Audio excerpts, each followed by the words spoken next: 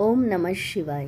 भारत माता शिवशक्ति अवतार ओम मंडली सत्य गीते ಮುರಳಿ ಓಂ ಪಿತಾಶ್ರೀ ಶಿವತಂದೆಯ ನೆನಪಿದೆಯೇ? ಮುರಳಿಯ ದಿನಾಂಕ 2/8/2025. ಬೆಳಗಿನ ತರಗತಿ ರಿವೈಸ್ ಕೋರ್ಸ್ 6/4/1968. ಓಂ ನಮಃ ಶಿವಾಯ. ಪ್ರೀತಿಯ ಮಕ್ಕಳೇ, ಇಲ್ಲಿ ನಮ್ಮ ಶರೀರದ ಮೇಲೂ ಮೋಹ ಇದೆ. ಈ ಮೋಹವನ್ನು ತೆಗೆದುಹಾಕಬೇಕು. ಇದು 5 ತತ್ವಗಳಿಂದ ತಯಾರಾದ ಶರೀರವಾಗಿದೆ. ಇದೆಲ್ಲವೂ ಮಾಯೆಯಾಗಿದೆ. ಈ ಕಣ್ಣುಗಳಿಂದ ಆತ್ಮ ಏನೆಲ್ಲ ನೋಡುತ್ತದೆ ಅದೆಲ್ಲವೂ ಮಾಯೆಯಾಗಿದೆ. ಇಲ್ಲಿ ಪ್ರತಿಯೊಂದು ವಸ್ತುವಿನಲ್ಲಿಯೂ ದುಃಖವಿದೆ. ಎಷ್ಟು ಕೊಳಕಿದೆ. ಸ್ವರ್ಗದಲ್ಲಿ ಶರೀರವೂ ಸಹ ಫಸ್ಟ್ ಕ್ಲಾಸ್ ಆಗಿರುತ್ತದೆ. ಮಹಲ್ ಸಹ ಫಸ್ಟ್ ಕ್ಲಾಸ್ ಆದ ಮಹಲ್ ಸಿಗುತ್ತದೆ. ದುಃಖದ ಮಾತು ಇರುವುದಿಲ್ಲ. ಓಂ ನಮಃ ಶಿವಾಯ. ಮಧುರಾತಿ ಮಧುರ ಮಕ್ಕಳಿಗೆ ತಂದೆ ತಿಳಿಸುತ್ತಿದ್ದಾರೆ, ಒಂದು ಕಡೆ ಜ್ಞಾನ, ಮತ್ತೊಂದು ಕಡೆ ಭಕ್ತಿ. ನಾಟಕದಲ್ಲಿ ನಿಗದಿಯಾಗಿದೆ. ನಾಟಕದ ಆದಿ ಮಧ್ಯ ಅಂತ್ಯದ ಬಗ್ಗೆ ಅನ್ಯರು ಯಾರೂ ತಿಳಿದುಕೊಂಡಿಲ್ಲ. ನಾವು ಮಕ್ಕಳಿಗೆ ಗೊತ್ತಿದೆ. ಸತ್ಯಯುಗದಲ್ಲಿ ಎಂದು ಸಾಯುವ ಭಯ ಇರುವುದಿಲ್ಲ. ನಾವು ಮಕ್ಕಳಿಗೆ ಗೊತ್ತಿದೆ, ನಾವು ಒಂದು ಶರೀರವನ್ನು ಬಿಟ್ಟು ಮತ್ತೊಂದನ್ನು ಪಡೆದುಕೊಳ್ಳುತ್ತೇವೆ. ದುಃಖದ ಅಳುವ ಮಾತೇ ಇಲ್ಲ. ಈಗ ಈ ಸಮಯ ಇಲ್ಲಿ ಏನೆಲ್ಲ ವಿಚಾರ ಇದೆ? ಸಾಯುವುದಕ್ಕೆ ಭಯ ಪಡುತ್ತಾರೆ. ಆತ್ಮ ಶರೀರವನ್ನು ಬಿಡುವುದಕ್ಕೆ ದುಃಖ ಪಡುತ್ತದೆ, ಭಯ ಪಡುತ್ತದೆ. ಏಕೆಂದರೆ ಇನ್ನೊಂದು ಜನ್ಮನೂ ಸಹ ದುಃಖನೇ ಅನುಭವಿಸಬೇಕಾಗುತ್ತದೆ ಎಂದು. ನಾವು ಸಂಗಮ ಯುಗದವರಾಗಿದ್ದೇವೆ. ನಾವು ಮಕ್ಕಳಿಗೆ ತಂದೆ ತಿಳಿಸುತ್ತಿದ್ದಾರೆ, ಈಗ ವಾಪಸ್ ಹೋಗಬೇಕು. ಎಲ್ಲಿಗೆ? ಮನೆಗೆ ಹೋಗಬೇಕು. ಭಗವಂತನ ಮನೆ ಅದಾಗಿದೆಯಲ್ಲವೇ? ಇದು ಯಾವುದೇ ಮನೆಯಲ್ಲ. ಎಲ್ಲಿ ಭಗವಂತ ಮತ್ತು ನಾವು ಆತ್ಮರುಗಳು ಇರುತ್ತೇವೆ ಅದನ್ನು ಮನೆ ಎಂದು ಹೇಳಲಾಗುತ್ತದೆ. ಅಲ್ಲಿ ಶರೀರ ಇರುವುದಿಲ್ಲ. ಹೇಗೆ ಮನುಷ್ಯರು ಹೇಳುತ್ತಾರೆ, ನಾವು ಭಾರತದಲ್ಲಿ ಇದ್ದೆವು, ಭಾರತ ನಮ್ಮ ಮನೆಯಾಗಿದೆ. ಅದೇ ರೀತಿ ನಾವು ಮಕ್ಕಳು ಸಹ ಹೇಳುತ್ತೇವೆ, ನಮ್ಮ ಮನೆ ಅಂದರೆ ಅರ್ಥ ನಾವು ಆತ್ಮರುಗಳ ಮನೆ ಪರಮಧಾಮ ಆಗಿದೆ. ಅದು ನಾವು ಆತ್ಮರುಗಳ ಮನೆ. ಇಲ್ಲಿ ಜೀವಾತ್ಮರುಗಳ ಮನೆ ಇದೆ. ಅದನ್ನು ಮುಕ್ತಿಧಾಮ ಎಂದು ಹೇಳಲಾಗುತ್ತದೆ. ಮನುಷ್ಯರು ಮುಕ್ತಿಧಾಮಕ್ಕೆ ಹೋಗುವುದಕ್ಕೋಸ್ಕರ, ಭಗವಂತನೊಂದಿಗೆ ಮಿಲನ ಮಾಡುವುದಕ್ಕೋಸ್ಕರ ಪುರುಷಾರ್ಥ ಮಾಡುತ್ತಿದ್ದಾರೆ. ಭಗವಂತನೊಂದಿಗೆ ಮಿಲನ ಮಾಡುವುದಕ್ಕೆ ಬಹಳ ಖುಷಿ ಆಗುತ್ತದೆ. ಇದು ಆತ್ಮನ ಶರೀರ ಆಗಿದೆ. ಇದರಲ್ಲಿ ಆತ್ಮ ಬಹಳಷ್ಟು ಮೋಹದಲ್ಲಿ ಸಿಕ್ಕಾಕೊಂಡಿದೆ. ಆದ್ದರಿಂದ ಸ್ವಲ್ಪ ಕಾಯಿಲೆ ಬಂದರೂ ಸಹ ನಾನು ಶರೀರ ಬಿಡುವುದಿಲ್ಲ ತಾನೇ ಎಂದು ಭಯ ಪಡುತ್ತಾರೆ. ಅಜ್ಞಾನ ಕಾಲದಲ್ಲಿ ಭಯ ಇರುತ್ತದೆ. ಈ ಸಮಯದಲ್ಲಿ ನಾವು ಸಂಗಮ ಯುಗದವರಾಗಿದ್ದೇವೆ. ನಾವು ಮಕ್ಕಳಿಗೆ ಗೊತ್ತಿದೆ, ನಾವು ತಂದೆಯ ಹತ್ತಿರ ವಾಪಸ್ ಹೋಗಬೇಕು. ಹೆದರುವ ಮಾತಿಲ್ಲ. ತಂದೆ ಬಹಳಷ್ಟು ಯುಕ್ತಿಯನ್ನು ತಿಳಿಸಿಕೊಡುತ್ತಾರೆ. ಪತಿತ ಆತ್ಮರುಗಳು ನನ್ನ ಹತ್ತಿರ ಮುಕ್ತಿಧಾಮಕ್ಕೆ ಬರಲು ಸಾಧ್ಯವಿಲ್ಲ. ಅದು ಪವಿತ್ರ ಆತ್ಮರುಗಳ ಮನೆ. ಇದು ಮನುಷ್ಯರ ಮನೆಯಾಗಿದೆ. ಈ ಶರೀರ 5 ತತ್ವಗಳಿಂದ ರೆಡಿಯಾಗಿದೆ. 5 ತತ್ವಗಳು ಇಲ್ಲಿ ಇರುವುದಕ್ಕೆ ಆಕರ್ಷಣೆ ಮಾಡುತ್ತಿರುತ್ತವೆ. ಆಕಾಶದ ಮೇಲುಗಡೆ ಈ ಯಾವ ತತ್ವವೂ ಇರುವುದಿಲ್ಲ. ವಿಚಾರ ಸಾಗರ ಮಂಥನ ಮಾಡಿ ಯುಕ್ತಿಗಳನ್ನು ತೆಗೆಯಿರಿ. ಇಲ್ಲಿ ಪ್ರಕೃತಿ ಯಾಕೆ ನಮ್ಮನ್ನು ಹಿಡಿದುಕೊಳ್ಳುತ್ತದೆ? ಏಕೆಂದರೆ ಆತ್ಮ ಇಲ್ಲಿಯ ಪ್ರಾಪರ್ಟಿಯನ್ನು ಪಡೆದುಕೊಳ್ಳುತ್ತದೆ, ಅಂದರೆ ಶರೀರವನ್ನು ಪಡೆದುಕೊಳ್ಳುತ್ತದೆ. ಶರೀರದ ಮೇಲೆ ಆತ್ಮನಿಗೆ ಮೋಹ ಹೋಗುತ್ತದೆ. ಇಲ್ಲ ಎಂದರೆ ನಾವು ಆತ್ಮರುಗಳು ಪರಮಧಾಮದ ನಿವಾಸಿಗಳು. ಈಗ ಮತ್ತೆ ಪುರುಷಾರ್ಥ ಮಾಡುತ್ತಿರುವುದೇ ವಾಪಸ್ ಪರಮಧಾಮಕ್ಕೆ ಹೋಗುವುದಕ್ಕೋಸ್ಕರ. ಈ ಹಳೆಯ ಶರೀರವನ್ನು ಬಿಡಬೇಕು. ಯಾವಾಗ ನಾವು ಪವಿತ್ರ ಆತ್ಮರುಗಳಾಗುತ್ತೇವೆ ಆಗ ನಮಗೆ ಸುಖವೇ ಸುಖ ಸಿಗುತ್ತದೆ, ದುಃಖದ ಮಾತು ಇರುವುದಿಲ್ಲ. ಈ ಸಮಯದಲ್ಲಿ ದುಃಖಧಾಮ ಇದೆ. ಇಲ್ಲಿ 5 ತತ್ವಗಳು ಆಕರ್ಷಣೆ ಮಾಡಿಕೊಳ್ಳುತ್ತವೆ. ಮೇಲಿನಿಂದ ಕೆಳಗೆ ಪಾತ್ರ ಮಾಡುವುದಕ್ಕೋಸ್ಕರ ಪ್ರಕೃತಿಯ ಆಧಾರವನ್ನು ತೆಗೆದುಕೊಂಡು ಬಂದಿದ್ದೇವೆ. ಇಲ್ಲ ಎಂದರೆ ಈ ಭೂಮಿಯ ಮೇಲೆ ಪ್ರಕೃತಿಯ ಆಧಾರವಿಲ್ಲ ಎಂದರೆ ಈ ಭೂಮಿ ಮೇಲೆ ಪಾತ್ರ ಮಾಡಲು ಅಥವಾ ಆಟ ಆಡಲು ಸಾಧ್ಯವಿಲ್ಲ. ಈ ಆಟವೂ ಸಹ ಸುಖ ಹಾಗೂ ದುಃಖದ ಆಟ ಮಾಡಲ್ಪಟ್ಟಿದೆ. ಯಾವಾಗ ನಾವು ಸುಖದಲ್ಲಿ ಇದ್ದೆವೋ ಆಗ 5 ತತ್ವಗಳ ಶರೀರದ ಮೇಲೆ ಮೋಹ ಇರಲಿಲ್ಲ, ಅಲ್ಲಿ ಪವಿತ್ರವಾಗಿ ಇದ್ದೆವು. ಇಷ್ಟೊಂದು ಮೋಹ ಶರೀರದ ಮೇಲೆ ಇರಲಿಲ್ಲ. ಈ 5 ತತ್ವಗಳ ಮೋಹವನ್ನು ಬಿಡಬೇಕು. ನಾವು ಪವಿತ್ರರಾಗಿದ್ದೆವು. ಸತ್ಯಯುಗದಲ್ಲಿ ಶರೀರವೂ ಸಹ ಯೋಗ ಬಲದಿಂದ ರೆಡಿಯಾಗುತ್ತದೆ. ಆದ್ದರಿಂದ ಮಾಯೆಯ ಆಕರ್ಷಣೆ ಅಲ್ಲಿ ಇರುವುದಿಲ್ಲ. ನಮ್ಮ ಶರೀರವು ಯೋಗ ಬಲದ್ದಾಗಿರುತ್ತದೆ, ಆದ್ದರಿಂದ ದುಃಖ ಇರುವುದಿಲ್ಲ.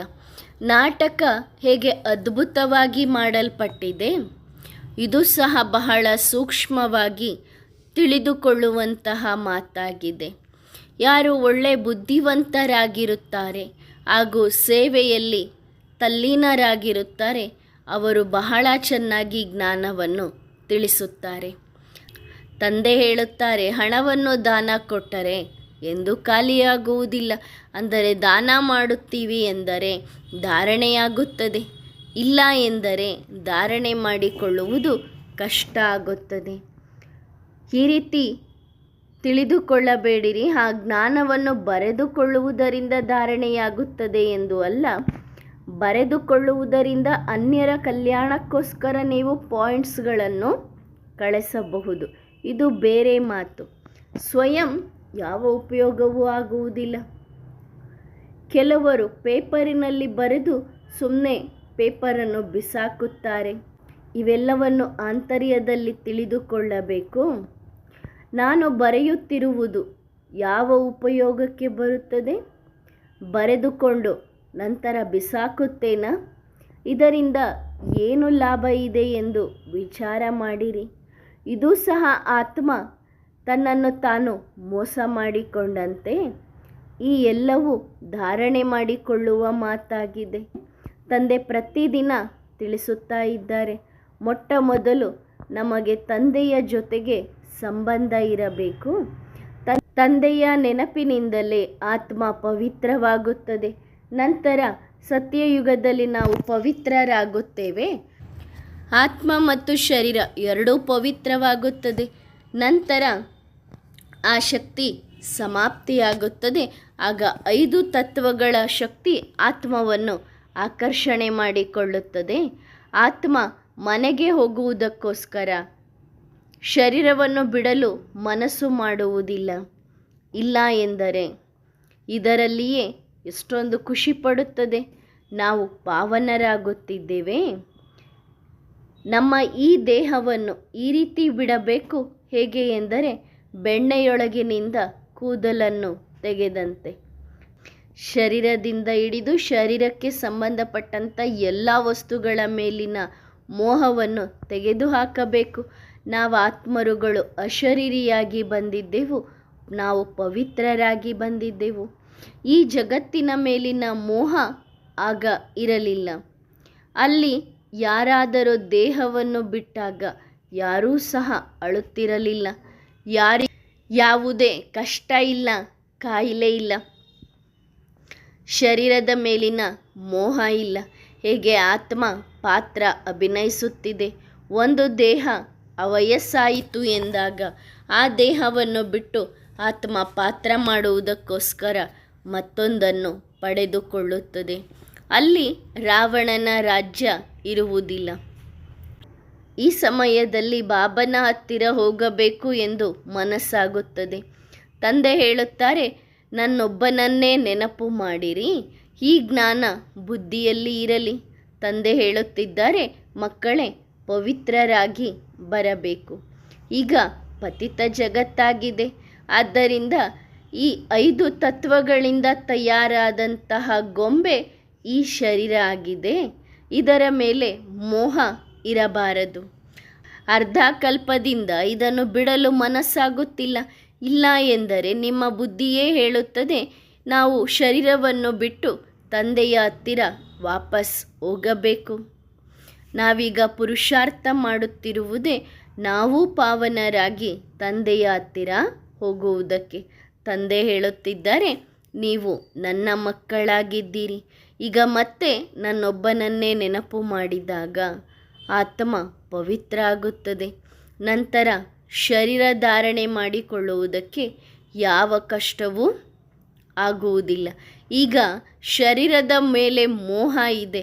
ಅದಕ್ಕೆ ಶರೀರಕ್ಕೆ ಏನಾದರೂ ಆದರೆ ತಕ್ಷಣ ಡಾಕ್ಟರನ್ನು ಕರೆಸುತ್ತೇವೆ. ನೀವು ಮಕ್ಕಳಿಗೆ ಖುಷಿಯಾಗಬೇಕು, ನಾವೀಗ ತಂದೆಯ ಹತ್ತಿರ ಹೋಗುತ್ತಿದ್ದೇವೆ ಎಂದು. ನಾವು ಈ ಶರೀರದ ಜೊತೆಗೆ ಯಾವ ಸಂಬಂಧವೂ ಇಟ್ಟುಕೊಳ್ಳಬಾರದು. ಈ ಶರೀರ ಪಾತ್ರ ಮಾಡುವುದಕ್ಕೋಸ್ಕರ ಸಿಕ್ಕಿದೆ. ಆತ್ಮ ಮತ್ತು ಶರೀರ ಸತ್ಯಯುಗದಲ್ಲಿ 2 ಆರೋಗ್ಯವಂತ ಆಗಿರುತ್ತದೆ. ಅಲ್ಲಿ ದುಃಖದ ಹೆಸರು ಚಿಹ್ನೆ ಇರುವುದಿಲ್ಲ. ಮಕ್ಕಳು ಎಷ್ಟೊಂದು ಪುರುಷಾರ್ಥ ಮಾಡಬೇಕು. ನಾವೀಗ ತಂದೆಯ ಹತ್ತಿರ ಹೋಗುತ್ತಿದ್ದೇವೆ ಅಂದ ಮೇಲೆ ಯಾಕೆ ಈ ಶರೀರವನ್ನು ಬಿಡಬಾರದು?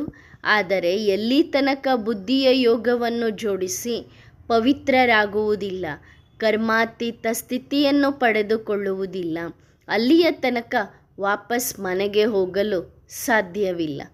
ಈ ವಿಚಾರಗಳು ಅಜ್ಞಾನಿ ಮನುಷ್ಯರಿಗೆ ಬರಲು ಸಾಧ್ಯವಿಲ್ಲ. ನೀವು ಮಕ್ಕಳಿಗೆ ಈ ವಿಚಾರಗಳು ಬರುತ್ತಿದೆ. ನಾವೀಗ ವಾಪಸ್ ಹೋಗಬೇಕು. ಮೊದಲು ಆತ್ಮದಲ್ಲಿ ಶಕ್ತಿ ಇತ್ತು, ಖುಷಿಯೂ ಇತ್ತು. ಆಗ ಯಾವ ಭಯವೂ ಇರಲಿಲ್ಲ. ಇಲ್ಲಿ ದುಃಖ ಇದೆ. ಆದ್ದರಿಂದ ಮನುಷ್ಯರು ಭಕ್ತಿಯನ್ನು ಮಾಡುತ್ತಿದ್ದರೆ, ಆದರೆ ವಾಪಸ್ ಹೋಗುವ ದಾರಿ ಯಾರಿಗೂ ಗೊತ್ತಿಲ್ಲ. ಮನೆಗೆ ಹೋಗುವ ದಾರಿ ಒಬ್ಬ ತಂದೆಯೇ ಬಂದು ನಾವು ಮಕ್ಕಳಿಗೆ ತಿಳಿಸುತ್ತಾರೆ. ನಾವು ತಂದೆಯ ಹತ್ತಿರ ಹೋಗಬೇಕು. ಇದಕ್ಕೋಸ್ಕರ ಖುಷಿಯಾಗುತ್ತದೆ. ತಂದೆ ತಿಳಿಸುತ್ತಿದ್ದಾರೆ, ಇಲ್ಲಿ ನಿಮಗೆ ಶರೀರದ ಮೇಲೆ ಮೋಹ ಇದೆ. ಈ ಮೋಹವನ್ನು ತೆಗೆದುಹಾಕಿರಿ. ಇದು 5 ತತ್ವಗಳ ಶರೀರ ಆಗಿದೆ. ಇಲ್ಲಿ ಎಲ್ಲವೂ ಮಾಯೆಯಾಗಿದೆ. ಈ ಕಣ್ಣುಗಳಿಂದ ಏನೆಲ್ಲ ಆತ್ಮ ನೋಡುತ್ತಿದೆ ಅದೆಲ್ಲವೂ ಮಾಯೆಯಾಗಿದೆ. ಇಲ್ಲಿ ಪ್ರತಿಯೊಂದು ವಸ್ತುವಿನಲ್ಲಿಯೂ ದುಃಖವೇ ಇದೆ. ಎಷ್ಟೊಂದು ಕೊಳಕಿದೆ. ಸ್ವರ್ಗದಲ್ಲಿ ಶರೀರವೂ ಸಹ ಫಸ್ಟ್ ಕ್ಲಾಸ್ ಆಗಿರುತ್ತದೆ. ಮಹಲ್ ಫಸ್ಟ್ ಕ್ಲಾಸ್ ಆಗಿರುವಂಥದ್ದು ಸಿಗುತ್ತದೆ. ದುಃಖದ ಮಾತೇ ಇಲ್ಲ. ಆಟ ಹೇಗೆ ಮಾಡಲ್ಪಟ್ಟಿದೆ, ಈ ಚಿಂತನೆ ಮಾಡುತ್ತಿರಬೇಕು.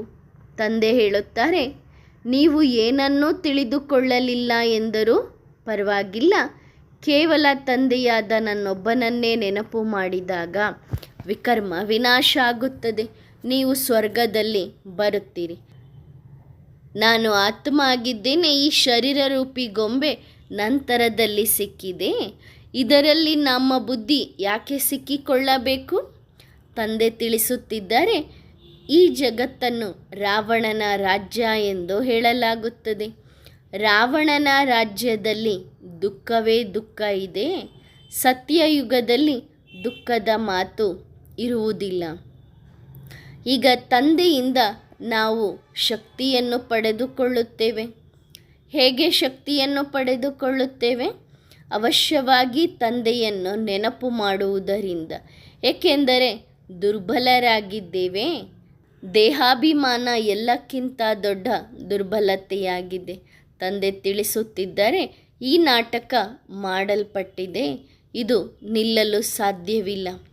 ಮೋಕ್ಷ ಇತ್ಯಾದಿಯ ಮಾತಿಲ್ಲ. ಈ ನಾಟಕ ಮಾಡಲ್ಪಟ್ಟಂತಹ ನಾಟಕ ಆಗಿದೆ. ಏನಾಗುತ್ತದೆ ಅದರ ಬಗ್ಗೆ ಚಿಂತೆ ಯಾಕೆ ಮಾಡುತ್ತೀರಿ?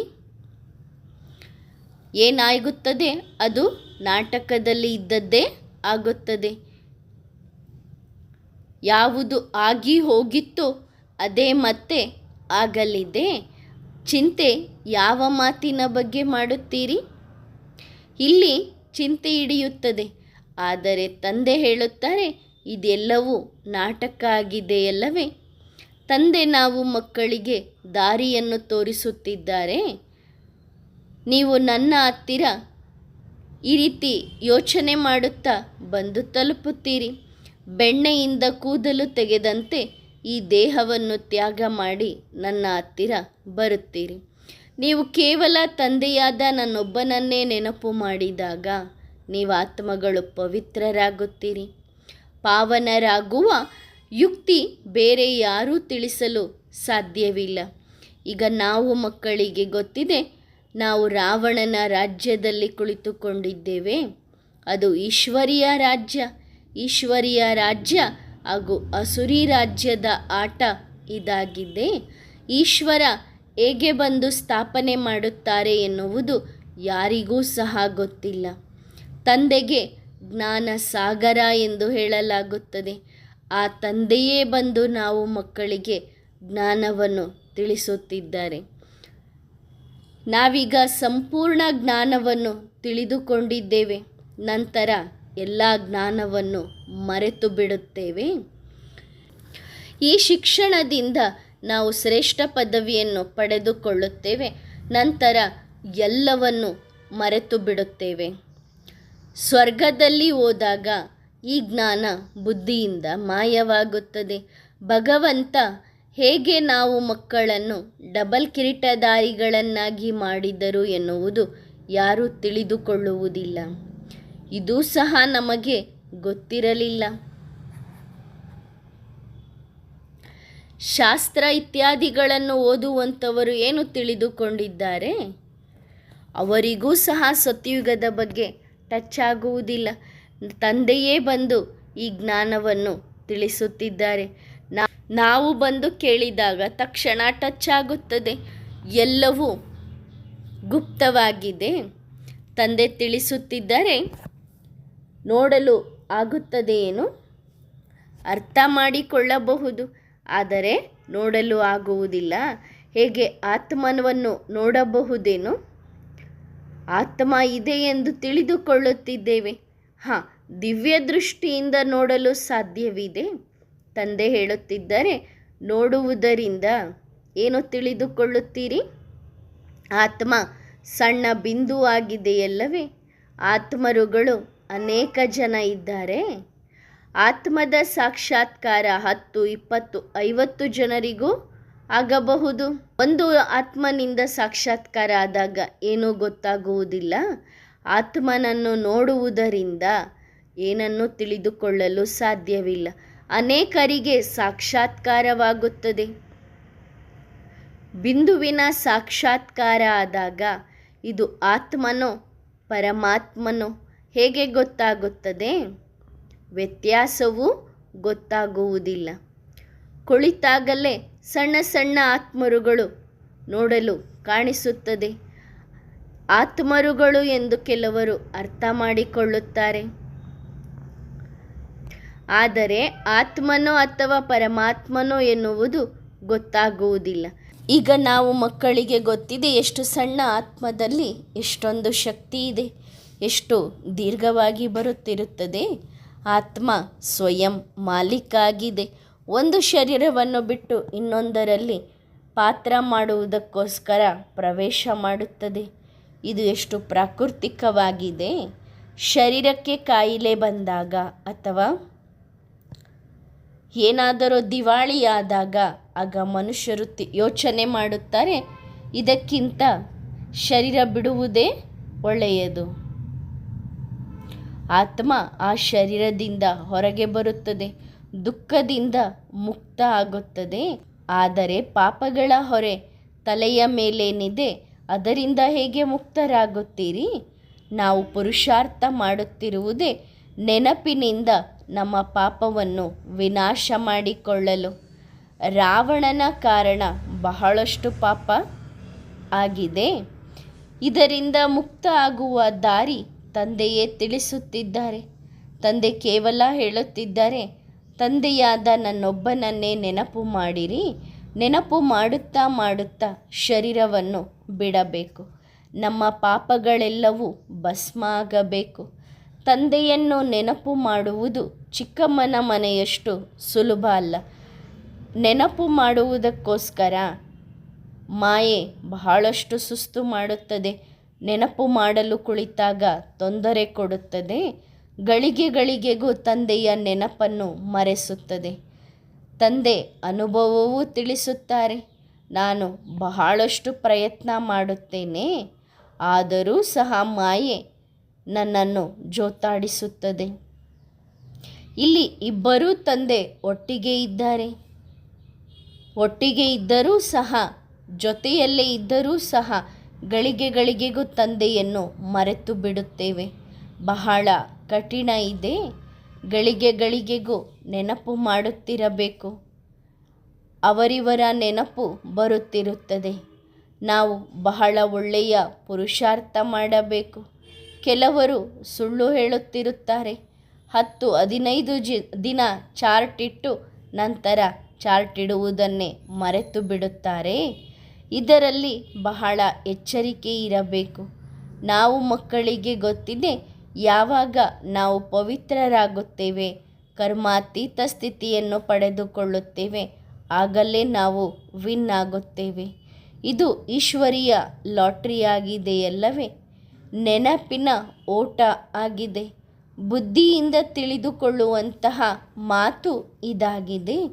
ಬಲೆ ಕೆಲವರು ಹೇಳುತ್ತಾರೆ, ನಾವು ತಂದೆಯನ್ನು ನೆನಪು ಮಾಡುತ್ತೇವೆ. ಆದರೆ ತಂದೆ ಹೇಳುತ್ತಾರೆ, ನೆನಪು ಮಾಡಲು ಬರುತ್ತಿಲ್ಲ, ನೆನಪು ಮಾಡುತ್ತಿಲ್ಲ. ಆಗ ಪದವಿಯಲ್ಲಿ ವ್ಯತ್ಯಾಸ ಆಗುತ್ತದೆ. ಹೇಗೆ ರಾಜಧಾನಿ ಸ್ಥಾಪನೆಯಾಗುತ್ತಿದೆ? ನೀವು ಅನೇಕ ಸಾರಿ ರಾಜಧಾನಿಯನ್ನು ಸ್ಥಾಪನೆ ಮಾಡಿದವರು, ನಂತರ ರಾಜ್ಯವನ್ನು ಕಳೆದುಕೊಂಡವರು. ತಂದೆ ಪ್ರತಿ 5,000 ವರ್ಷಗಳಿಗೊಮ್ಮೆ ಬಂದು ಓದಿಸುತ್ತಾರೆ. ರಾವಣನ ರಾಜ್ಯದಲ್ಲಿ ನೀವು ವಾಮ ಮಾರ್ಗದಲ್ಲಿ ಹೋಗಿದ್ದೀರಿ. ಯಾರು ದೇವತೆಗಳಾಗಿದ್ದವರೋ ಅವರೇ ನಂತರ ವಾಮ ಮಾರ್ಗದಲ್ಲಿ ಕೆಳಗೆ ಬೀಳುತ್ತಾರೆ. ದೇವತೆಗಳ ಚಿತ್ರಗಳನ್ನು ಸಹ ಎಷ್ಟೊಂದು ಅಶ್ಲೀಲವಾಗಿ ಕೆಲವು ಕಡೆ ತೋರಿಸಿದ್ದಾರೆ. ಇದೆಲ್ಲವೂ ಸಹ ದೇವತೆಗಳು ವಾಮ ಮಾರ್ಗಕ್ಕೆ ಹೋಗಿರುವಂತಹ ಚಿಹ್ನೆಗಳಾಗಿದ್ದವೆ. ತಂದೆ ತಿಳಿಸುತ್ತಿದ್ದಾರೆ, ಏನು ಮಾಡಿದ್ದಾರೆ? ಅವರು ದೇವತೆಗಳ ಉಡುಗೆಯನ್ನು ತೆಗೆದು ತೋರಿಸಿದ್ದಾರೆ. ತಂದೆ ಬಹಳ ರಹಸ್ಯದ ಮಾತುಗಳನ್ನು ತಿಳಿಸುತ್ತಿದ್ದಾರೆ. ಮಕ್ಕಳೇ, ತಂದೆಯನ್ನು ನೆನಪು ಮಾಡಿರಿ. ನೆನಪು ಮಾಡುವುದು ಬಹಳ ಸಹಜ ಇದೆ. ಶರೀರವನ್ನು ಬಿಟ್ಟು ತಂದೆಯ ಹತ್ತಿರ ಹೋಗುತ್ತೇವೆ. ತಂದೆಯ ಹತ್ತಿರ ಹೋಗುವುದಕ್ಕೆ ಕೆಲವರು ಗುಳಿಗೆಯನ್ನು ತಿನ್ನುತ್ತಾರೆ. ಅಂದರೆ ದೇಹ ತ್ಯಾಗ ಮಾಡುವುದಕ್ಕೆ ಕೆಲವು ಗುಳಿಗೆಗಳನ್ನು ತೆಗೆದುಕೊಳ್ಳುತ್ತಾರೆ. ನಾವು ತಂದೆಯ ಹತ್ತಿರ ಹೋಗುತ್ತೇವೆ ಎಂದು ತಿಳಿದುಕೊಳ್ಳುತ್ತಾರೆ. ಆದರೆ ವಿಕರ್ಮ ವಿನಾಶ ಹೇಗೆ ಆಗುತ್ತದೆ? ಯಾರ ಹತ್ತಿರ ನೀವು ಹೋಗಲು ಬಯಸುತ್ತಿದ್ದೀರಿ, ಅವರು ಯಾರು? ಇನ್ನು ಕೆಲವರು ಕಾಶಿಯಲ್ಲಿರುವ ಬಾವಿಗೆ ಹೋಗಿ ಬೀಳುತ್ತಾರೆ. ಆದರೆ ತಂದೆ ಹೇಳುತ್ತಿದ್ದಾರೆ, ನನ್ನ ಬಗ್ಗೆ ಯಾರಾದರೂ ತಿಳಿದುಕೊಂಡಿದ್ದೀರೇನೋ? ನನ್ನ ಬಗ್ಗೆ ತಿಳಿದುಕೊಂಡಾಗಲೇ ನಿಮ್ಮ ಬುದ್ಧಿಯೋಗವನ್ನು ನನ್ನ ಜೊತೆಗೆ ಜೋಡಣೆ ಮಾಡುತ್ತೀರಿ. ಯೋಗ ಬಲದಿಂದಲೇ ವಿಕರ್ಮ ವಿನಾಶ ಆಗುತ್ತದೆ. ಇದೆಲ್ಲವೂ ಅಂತ್ಯದಲ್ಲಿ ಆಗಲು ಸಾಧ್ಯವಿದೆ. ಆದರೆ ಈಗ ಯಾರೂ ವಾಪಸ್ ಹೋಗುತ್ತಿಲ್ಲ. ಅಂದರೆ ನಾವು ಹೋಗುತ್ತೇವೆ ಎಂದು ಸಾಧನೆ ಮಾಡಿದವರು ಯಾರೂ ಸಹ ವಾಪಸ್ ಹೋಗಿಲ್ಲ. ಬಲೆ ನೀವು ಏನನ್ನೇ ಮಾಡಿರಿ, ಹೋಗಲು ಆಗುವುದಿಲ್ಲ. ಯೋಗ ಬಲದಿಂದ ನಾನು ನಿಮಗೆ ವಾಪಸ್ ಮನೆಗೆ ಹೋಗುವುದು ಕಲಿಸುತ್ತಿದ್ದೇನೆ. ಅರ್ಧ ಕಲ್ಪ ಯೋಗ ಬಲ ಇರಲಿಲ್ಲ. ಅಲ್ಲಿ ಅಪಾರ ಸುಖಭೋಗವನ್ನು ಅನುಭವಿಸುತ್ತಿದ್ದೆವು. ಭಕ್ತಿ ಮಾರ್ಗದಲ್ಲಿ ಏನೂ ಇಲ್ಲ. ಮನುಷ್ಯರು ಏನೆಲ್ಲ ಸಾಧನೆಗಳನ್ನು ಮಾಡುತ್ತಾ ಬಂದಿದ್ದಾರೆ, ಎಷ್ಟೊಂದು ಹಠಯೋಗಗಳನ್ನು ಕಲಿಸಿದ್ದಾರೆ. ಮನುಷ್ಯರು ಎಷ್ಟೊಂದು ಕ್ರೋಧಿಗಳು ಆಗಿದ್ದಾರೆ. ಅಕಾಸುರ, ಬಕಾಸುರ, ಜರಾಸಂಧ ಈ ಎಲ್ಲವೂ ಈಗಿನ ಹೆಸರಾಗಿದೆ. ಪ್ರಾಕ್ಟಿಕಲ್ನಲ್ಲಿ ಹೇಗೆ ನೀವು ಮಕ್ಕಳು ಕಾರ್ಯವನ್ನು ಮಾಡುತ್ತಿದ್ದೀರಿ ಅದು ನಿಮ್ಮದೇ ಹೆಸರುಗಳಾಗಿದೆ. ನೋಡಿರಿ, ಕೆಲವರು ಸ್ತ್ರೀಯರನ್ನು ಓಡಿಸಿಕೊಂಡು ಹೋಗುತ್ತಿದ್ದರು. ಎಲ್ಲಿಗೆ ಬೇಕೋ ಅಲ್ಲಿ ತನಕ ಆ ಸ್ತ್ರೀಯರನ್ನು ಓಡಿಸಿಕೊಂಡು ಹೋಗುತ್ತಿದ್ದರು. ಇಲ್ಲಿ ನೋಡಿರಿ, ಎಷ್ಟೊಂದು ದುಃಖವಿದೆ. ಇದು ದುಃಖದ ಜಗತ್ತಾಗಿದೆ. ಕಾಮ ಮಹಾಶತ್ರುವಾಗಿದೆ. ಈ ಕಾಮ ವಿಕಾರ ಆದಿ ಮಧ್ಯ ಅಂತ್ಯ ದುಃಖ ಕೊಡುವಂಥದ್ದಾಗಿದೆ. ಇದಕ್ಕೆ ಕಾಮ ಕಟಾರಿಯ ಜಗತ್ತು ಎಂದು ಹೇಳಲಾಗುತ್ತದೆ.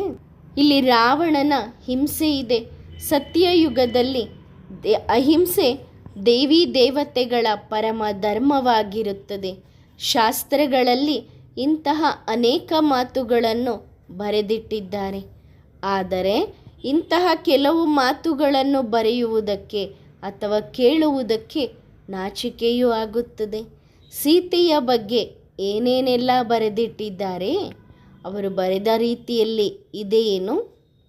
ಭಕ್ತಿಯೇ ಬೇರೆ, ಜ್ಞಾನವೇ ಬೇರೆ. ನಂತರ ಸತ್ಯಯುಗದಲ್ಲಿ ಭಕ್ತಿ ಇರುವುದಿಲ್ಲ, ಜ್ಞಾನದಿಂದ ಅಗಲಾಗುತ್ತದೆ. ಹಗಲಿನಲ್ಲಿ ಅಂದರೆ ಸತ್ಯಯುಗದಲ್ಲಿ ಯಾವ ಕಷ್ಟವೂ ಇರುವುದಿಲ್ಲ. ಭಕ್ತಿ ಎಂದರೆ ರಾತ್ರಿ, ಅಲ್ಲಿ ದುಃಖದ ಮಾತೇ ಇರುವುದಿಲ್ಲ. ಈ ಎಲ್ಲ ಮಾತುಗಳನ್ನು ತಂದೆ ತಿಳಿಸುತ್ತಿದ್ದಾರೆ. ಸತ್ಯಯುಗಕ್ಕೆ ಹೋಗಲು ಇಲ್ಲಿ ಸಸಿಯನ್ನು ನೆಡಲಾಗುತ್ತದೆ. ಅಂದರೆ ಜ್ಞಾನದ ಸಸಿಯನ್ನು ನೆಡುತ್ತಿದ್ದಾರೆ. ಯಾರು ಜ್ಞಾನವನ್ನು ತಿಳಿದುಕೊಳ್ಳುತ್ತಾರೆ ಅವರ ಬುದ್ಧಿಯಲ್ಲಿ ಜ್ಞಾನ ಕುಳಿತುಕೊಳ್ಳುತ್ತದೆ. ಕೊನೆಯಲ್ಲಿ ಬರುವಂಥವರಿಗೆ ಯಾವಾಗಲೂ ಸಹ ಜ್ಞಾನ ಬುದ್ಧಿ ಒಳಗೆ ಹೋಗುವುದಿಲ್ಲ. ಇದು ಬಹಳ ಸೂಕ್ಷ್ಮ ಮಾತಾಗಿದೆ.